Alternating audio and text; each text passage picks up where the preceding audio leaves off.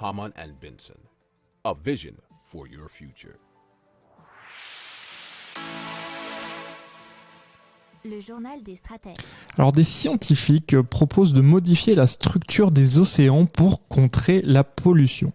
Alors on a par exemple la National Academy of Science qui a publié un rapport en décembre dernier qui propose d'améliorer l'alcalinité des océans en broyant des cailloux.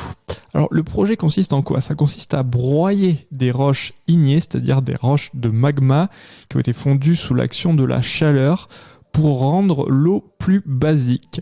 Alors, lorsque l'eau de mer devient plus basique, une réaction chimique s'opère qui provoque la transformation de dioxyde de carbone en d'autres molécules sans risque pour les écosystèmes environnants.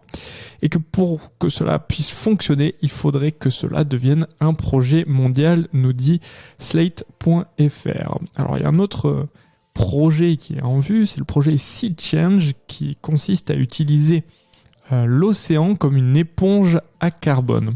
Et ce, grâce à une électrolyse, c'est-à-dire la division de l'eau en hydrogène et oxygène. Et on élimine par ce biais le CO2 en l'enfermant dans des sels minéraux qui sont appelés les carbonates. Alors ces carbonates minéraux retiennent le dioxyde de carbone séquestré et ensuite peuvent être rejetés dans l'océan où ils resteraient stables. Alors apparemment ce processus permettrait d'éliminer entre 100 et 1000 kg de CO2 dans l'océan par jour. Le but c'est de ramener le pH océanique à ce qu'il était au début de la révolution industrielle il y a environ 200 ans.